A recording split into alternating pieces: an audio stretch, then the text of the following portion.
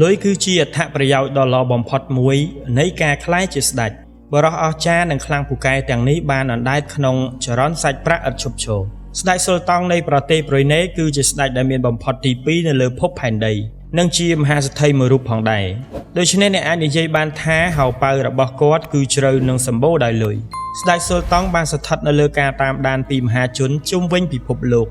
អស់រយៈពេលជាច្រើនឆ្នាំមកហើយ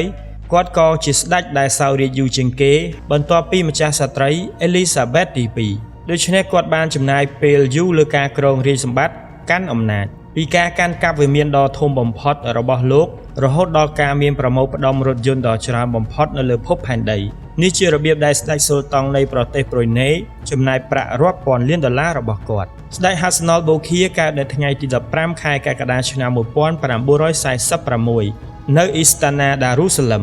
ដែលជាកូនរបស់ស្ដេចស៊ុលតង់អូម៉ាអាលីសាហ្វ៊ឺឌិននិងម្ចាស់ស្ត្រីរាជាអ៊ីស្តារីហេនជរ៉ាន់អាណាដាមីត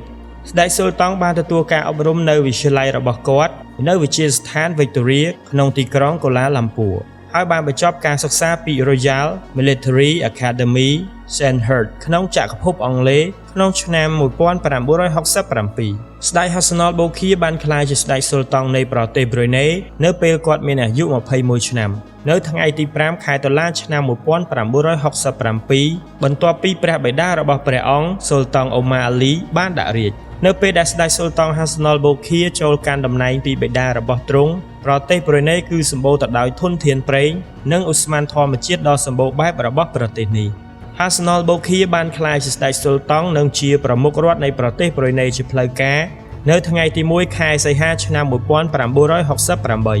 ក្នុងនាមជាស្ដេចស៊ុលតង់ទ្រង់មានសិទ្ធិអំណាចពេញលេញលើរដ្ឋាភិបាលប្រ៊ុយណេ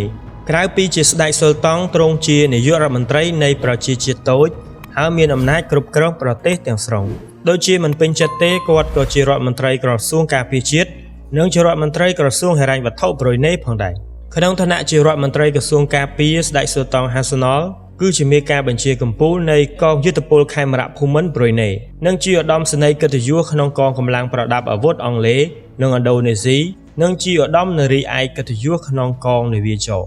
នេះអាចនិយាយបានថាស្ដេចស៊ុលតង់មានការគ្រប់គ្រងទាំងស្រុងលើកិច្ចការរបស់ប្រទេសជាតិខណៈពេលដែលទ្រង់ក៏បានតែងតាំងខ្លួនរបស់គាត់ជាអគ្គទីការនគរបាលនៃកងកម្លាំងប៉ូលីសប្រ៊ុយណេផងដែរស្ដេចស៊ុលតង់ Hassanal Bolkiah ធ្លាប់ត្រូវបានចាត់ទុកថាជាបរិះដ៏មានបំផុតនៅលើពិភពលោកទ្រព្យសម្បត្តិសុទ្ធរបស់គាត់នៅដើមទសវត្សរ៍ឆ្នាំ1990ត្រូវបានគេប៉ាន់ប្រមាណថាមានប្រហែល40ពាន់លានដុល្លារគាត់បានកាន់តំណែងជាបរិះដែលមានបំផុតអស់រយៈពេលជាច្រើនឆ្នាំរហូតដល់គាត់ត្រូវបានលោក Bill Gates វាដាច់គាត់មានកូនចំនួន12នាក់ក្នុងចំណោមប្រពន្ធ3នាក់និងចៅ18នាក់បច្ចុប្បន្នគាត់មានទ្រព្យសម្បត្តិប្រមាណ30ពាន់លានដុល្លារ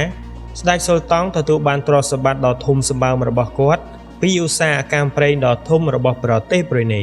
គាត់រកបានប្រាក់ប្រហែល$100ក្នុងមួយវិនាទីពីប្រាក់ចំណូលប្រេងនិងការវិនិយោគដែលមានប្រហែល$2000លានក្នុងមួយឆ្នាំស្ដេចស៊ុលតង់មានឥទ្ធិពលខ្លាំងនៅក្នុងឧបទ្វីបអាស៊ីអាគ្នេយ៍ដែលធ្លាប់ប្រើលុយផ្ទាល់ខ្លួនដើម្បីជួយជំរុញរូបិយប័ណ្ណនិងទីផ្សារភាគហ៊ុនក្នុងប្រទេសសិង្ហបុរី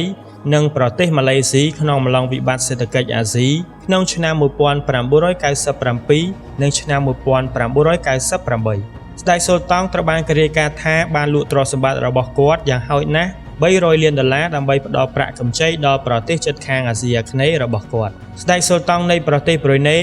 ត្រូវបានគេស្គាល់ថាកំពុងធ្វើរឿងមួយចំនួននៅទីក្រុងឡុងសម្រាប់ការដើរទិញអីវ៉ាន់មានតម្លៃរាប់រយលានដុល្លាររបស់គាត់លំនៅឋានចម្បងរបស់គាត់គឺវិមាន Istana Nurul Aimin ដែលបានទទួលកំណត់ត្រាជាវិមានលំនៅឋានដ៏ធំបំផុតរបស់ពិភពលោកវិមាននេះត្រូវបានបញ្ចប់ក្នុងខែមករាឆ្នាំ1984ហើយវាគ្របដណ្ដប់លើផ្ទៃដីដ៏ធំសម្បើម2លានម៉ែត្រការ៉េអគារដ៏ធំសម្បើមរបស់ស្ដេចស៊ុលតង់ចំណាយអស់$350លានដើម្បីសាងសង់ព្រះបរមរាជវាំងមានដំបូលស្រោបដោយមាស22ការ៉ាត់វាមាន1788បន្ទប់ទឹក257សាលជប់លៀងដែលអាចពង្រីកបានរហូតដល់5000នាក់វិហារអ៊ីស្លាមដែលអាចដាក់មនុស្សបានជាង1500នាក់និងអាងហែលទឹកដ៏ស្រស់ស្អាតចំនួន5ព្រះបរមរាជវាំងដ៏ប្រណិតនេះក៏មានជណ្ដើរយន្តធ្វើពីមាសក្រោលម៉ាស៊ីនត្រជាក់សម្រាប់សេះប៉ូឡូអាសង់ទីនរបស់ស្ដេចស៊ុលតង់និងយានដ្ឋានក្រោមដីដ៏ធំដែលអាចផ្ទុករថយន្តបានរហូតដល់800គ្រឿង ព្រះបរមរាជវាំងដ៏ស្រស់ស្អាតស្ថិតនៅលើកំពូលភ្នំដែលមើលឃើញទីក្រុងព្រះបរមរាជវាំងគឺជានិមិត្តរូបនៃបេតិកភណ្ឌដ៏អស្ចារ្យរបស់ប្រទេសប្រ៊ុយណេនិងសេចក្តីស្រឡាញ់របស់ស្ដេចស៊ុលតង់ចំពោះភាពអស្ចារ្យព្រះបរមរាជវាំង Istana Nurul Aiman ត្រូវបានបិទជាសាធារណៈលើកលែងតែរយៈពេល3ថ្ងៃសម្រាប់ថ្ងៃបុណ្យ Eid al-Fitr នៅពេលដែលព្រះជវង្សានុវង្សស្វាគមន៍សាធារណជននៅពេលធ្វើដំណើរស្ដេចស៊ុលតង់នៃប្រទេសប្រ៊ុយណេជាម្ចាស់លើមេឃយន្តហោះឯកជនរបស់គាត់រួមមាន Airbus A340-200 យន្តហោះ Boeing 747-400 និង Boeing 767-200 យន្តហោះ Airbus A340-200 អាចផ្ទុកអ្នកដំណើរបាន266នាក់វាជាយន្តហោះតែមួយគត់ដែលមានស្លាបធំជាងប្រវែងតួយន្តហោះយន្តហោះ Boeing 747-400 របស់ស្ដេចស៊ុលតង់គឺជាវិមានហោះហើរដោយខ្លួនឯងយន្តហោះនេះមានបន្ទប់ទទួលភ្ញៀវនិងបន្ទប់គេងមួយដែលមានព័ត៌មានលម្អិតអំពីមាសដែលឆ្លុះបញ្ចាំងពីសេចក្តីស្រឡាញ់របស់ស្ដេចស៊ុលតង់ចំពោះភាពប្រណិតយន្តហោះនេះក៏ត្រូវបានបំពាក់ដោយបច្ចេកវិទ្យាចុងក្រោយបំផុត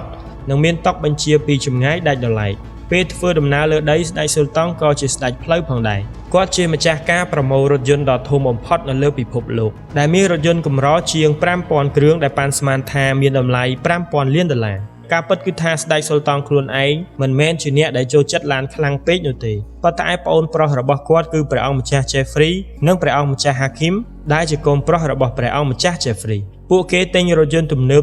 ដូចជារបស់ក្មេងលេងហើយនៅពេលដែលពួកគេធុញទ្រាន់នឹងឡានទាំងនោះពួកគេនឹងទិញឡានថ្មីហើយទុករថយន្តផ្សេងទៀតនៅក្នុងយានដ្ឋានរបស់ពួកគេ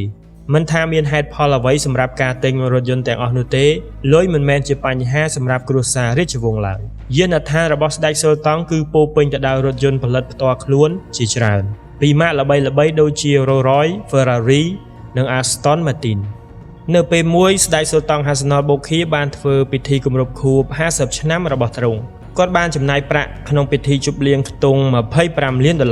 ពិធីជប់លៀងនេះត្រូវបានប្រារព្ធឡើងក្នុងវិមាន Istana Nurul Aiman ហើយមានភ្ញៀវសរុបចូលរួមចំនួន 3000 នាក់រួមទាំងព្រះអង្គម្ចាស់ Charles និងលោក Michael Jackson ផងដែរស្ដេចស៊ុលតង់ Hassanal Bolkiah គឺជាស្ដេចដែលមានលុយច្រើនជាងគេបំផុតនៅលើពិភពលោកហើយស្ដេចក៏ដឹងច្បាស់ពីខ្ទង់ចំណាយរបស់ខ្លួនផងដែរមិនមែនគាត់មានលុយច្រើនហើយចាយខ្ជះខ្ជាយនោះទេតើអ្នកទាំងអស់គ្នាប្រាថ្នាចង់បានជីវិតដោយស្ដេចស៊ុលតង់នៃប្រទេសប្រ៊ុយណេដែរឬទេសូមខមមិននៅខាងក្រោមវីដេអូដើម្បីឲ្យមានបានដឹងពីមតិរបស់បងប្អូនជួបគ្នានៅវីដេអូបន្តទៀត